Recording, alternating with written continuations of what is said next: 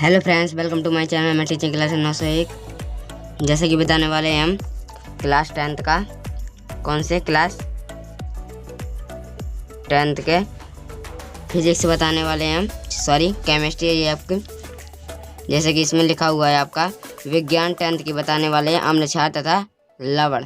ये आपका केमिस्ट्री का लेसन है। किसका है? केमिस्ट्री का लेसन 2 है। लेसन 1 हम कल बता चुके हैं, जैसा कि आपने कल वीडियो आपने देखी होगी। जैसा कि पहला क्वेश्चन दिया गया, इसमें पूरे क्वेश्चन जितने आपके आते हैं अम्ल क्षार तथा लवण के अंतर्गत, तो हम पूरे क्वेश्चन बताएंगे आपको। जैसे कि पहले हेडिंग डालेंगे हम अम्ल। अम्ल किसे कहते हैं? वे पदार्थ जो क्या स्वाद में खट्टे होते हैं उन्हें क्या कहते हैं? अम्ल कहते हैं। वे पदार्थ जो स्वाद में क्या होते हैं? खट्टे होते हैं। ये आपको याद रखना है। वे पदार्थ जो स्वाद में खट्टे होते हैं उन्हें क्या कहते हैं? अम्ल कहते हैं। आपको ये याद ही होगा, याद हो गया होगा।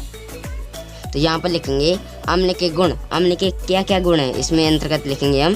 पहला की जैसा अम्ल स्वाद में खट्टे होते हैं। आपको पता है कि अम्ल स्वाद में तो खट्टे होते ही हैं। अम्ल स्वाद में खट्टे होते हैं तथा वे संक्षारक भी होते हैं। ये संक्षारक भी होते हैं, इसलिए वे त्वचा को क्या करते हैं? जला देते हैं। पहला क्वेश्चन आपको ये लिखना है। दूसरे नंबर में लिखना है सभी अम्ल जल में क्या होते हैं? विलय जल में घुल जाते हैं। ये दूसरा क्वेश्चन हो गया। अम्ल के गुण में लिखना है आपको। और तीसरा लिखना है सभी अम्ल विद्युत के सुचालक होते हैं। ये आपका तीसरा हो जाएगा। और चौथा देखिए अम्ल नीले लिटमस को लाल कर देते हैं और क्षारक क्या होते हैं? लाल लिटमस को नीले कर देते हैं। यहाँ पर आपका अम्ल है, इसलिए नीले लिटमस पेपर को लाल कर देते हैं। आप लिखेंगे नीले लिटमस पेपर को लाल कर देते हैं। वो क्या होते हैं? अम्ल। आपको जैसे कि हमें समझ में आ गया होगा ये वाला क्वेश्चन पूरा। जैसे कि हम आगे की तरफ बढ़ रहे हैं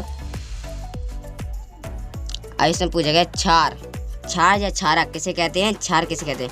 वे पदार्थ जो स्वाद में क्या होते हैं? कड़वे होते हैं, कड़वा होता है या तीक्ष्ण होते हैं, उसे क्या कहते हैं? क्षार कहते हैं। वे पदार्थ जो स्वाद में कड़वे होते हैं या कड़वा होता है क्षार कहलाते हैं। और क्षार के भी गुण होते हैं। ये देखिए क्षार के ये भी गुण दिए गए हैं आपके।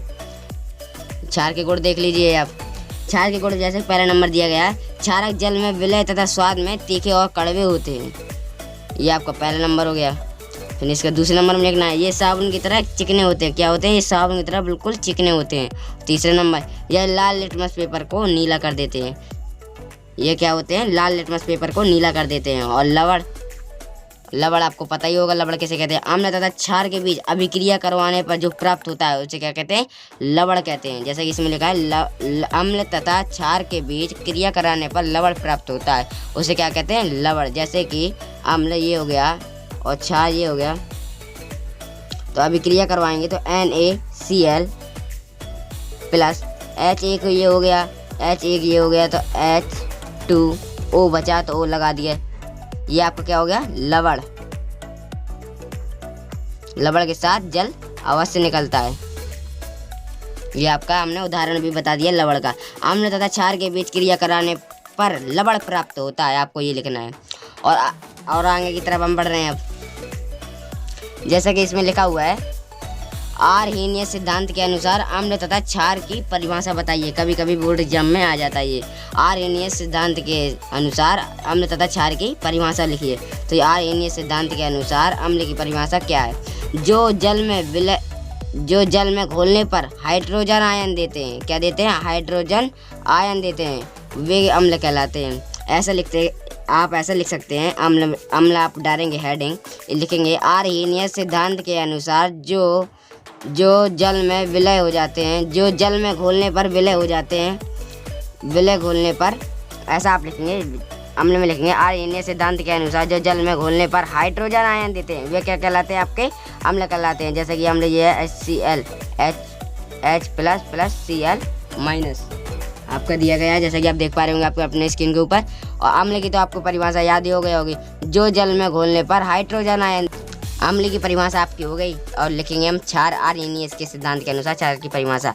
तो हम लिखेंगे आर्हेनियस सिद्धांत के अनुसार जो जल में घोलने पर हाइड्रोक्साइड यानी कि OH आयन देते हैं वे क्या कहलाते हैं? क्षार कहलाते हैं। जैसे कि इसमें एग्जाम्पल दिया गया है आपका NaOH, तो Na+OH- आयन देते हैं, उसे क्या कहते हैं? क्षार कहते हैं। आप नोट कर लिया करें, आप नोट कर लीजिए अपने अपनी बुक में। और बढ़ते हैं हम आगे की ओर। एक क्वेश्चन दिया गया और आपका इसी चैप्टर से, उभयधर्मी पदार्थ किसे कहते हैं? उभयधर्मी पदार्थ किसे कहते हैं? किसे कहते हैं? तो हम लिखेंगे वे पदार्थ जो प्रोटॉन ग्रहण कर सकते हैं तथा प्रोटॉन दे भी सकते हैं, वह क्या कहलाते हैं? उभयधर्मी पदार्थ कहला सकते हैं। तथा हम लिख सकते हैं दूसरी परिभाषा, वे पदार्थ जो प्रोटॉन लेने तथा देने की प्रवृत्ति रखते हैं, उन्हें क्या कहते हैं? उभयधर्मी पदार्थ कहते हैं। जैसे कि एग्जाम्पल के तौर पे हमने यहाँ पर लिखा है आपका NH4H plus H2O NH3 plus H3O। यहाँ पर आप प्लस का चिन्ह लगाएंगे, ये पूरा ये यहाँ पर बताएंगे, मगर हाइड्रोजन एक कम हो जाएगा। NH3 plus H2O NH4 plus OH ion देते हैं। वे पदार्थ जो प्रोटॉन लेने तथा ग्रहण करने की, लेने तथा देने की प्रवृत्ति दोनों रखते हैं, उन्हें क्या कहते हैं? उभयधर्मी पदार्थ। आपको समझ में ना आए तो कमेंट बॉक्स में जरूर बताइएगा, एक बार और समझाने की कोशिश करेंगे हम। अब इसी चैप्टर से दिया गया आपका सूचक। सूचक किसे कहते हैं? तो हम लिखेंगे सूचक में, वे पदार्थ जिनका उपयोग किसी अनुमापन में उदासीन बिंदु या अंतिम बिंदु को निर्धारित करने के लिए किया जाता है, उसे क्या कहते हैं? हम सूचक कहते हैं। सूचक। वे पदार्थ जिनका उपयोग किसी अनुमापन में उदासीन बिंदु या अंतिम बिंदु को निर्धारित करने के लिए किया जाता है, उसे क्या कहते हैं? सूचक। यही वाली नोट करनी है आपको। वे पदार्थ जिनका उपयोग किसी अनुमापन में उदासीन बिंदु या अंतिम बिंदु को निर्धारित करने के लिए किया जाता है, उसे क्या कहते हैं? हम सूचक कहते हैं। तो फिर सूचक आपके कितने होते हैं? 2 प्रकार के होते हैं, कृत्रिम सूचक और प्राकृतिक सूचक। प्राकृतिक सूचक में हम लिखेंगे आपका प्राकृतिक सूचक जैसे लिटमस पेपर, हल्दी, लाल पत्ता गोभी तथा कुछ फूलों की पंखुड़ियाँ अम्लक्षार सूचक है। इसमें आप लिखेंगे अम्लक्षार भी क्या है? सूचक है। आपका प्राकृतिक सूचक खत्म हो गया। अब यहाँ पे लिखेंगे हम कृत्रिम सूचक। ऐसे सूचक जिनको प्रयोगशाला में तैयार किया जाता है और ये प्रकृति में नहीं पाए जाते हैं, इनको क्या कहते हैं? हम कृत्रिम सूचक कहते हैं।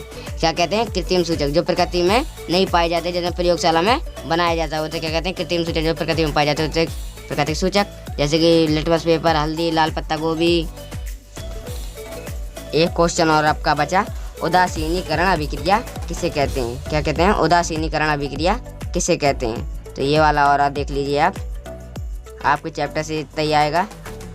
और 5 तो हम बताएंगे जैसे कि बेकिंग सोडा की निर्माण विधि, प्लास्टर ऑफ पेरिस की निर्माण विधि। ये हम अगली वीडियो में बताएंगे आपको, क्योंकि बड़ी वीडियो हो जाती है, तो अगली वीडियो में हम आपको पक्का दे देंगे। जैसा कि लिखा हुआ है इसमें, उदासीनीकरण अभिक्रिया कैसे कहते हैं? ऐसी अभिक्रिया जो अम्ल तथा क्षार की क्रिया कराने पर लवण तैयार होता है, ऐसी अभिक्रिया क्या कहलाती है? उदासीनीकरण अभिक्रिया कहलाती है। जैसे कि यहाँ पर दिया गया है आपका क्या? अम्ल। ये क्या मान लीजिए आप? अम्ल। ये अम्ल है, ये आपका क्या है? क्षार। इसकी अभिक्रिया करवाएंगे दोनों के बीच, तो हमको क्या प्राप्त होगा? लवण। लवण के साथ क्या निकलेगा? जल। ये आपका उदाहरण, आपको एग्जाम्पल याद करना है। ये क्या कहलाती है? आपकी उदासीनीकरण अभिक्रिया। ऐसी अभिक्रिया जो अम्ल तथा क्षार की क्रिया कराने पर लवण प्राप्त करती है, ऐसी अभिक्रिया क्या कहलाती है? आपकी उदासीनीकरण अभिक्रिया कहलाती है। वीडियो अच्छी लगे तो वीडियो को लाइक करें, चैनल को सब्सक्राइब करें, बेल आइकन को ऑल पे सेट करेंगे हमारी वीडियो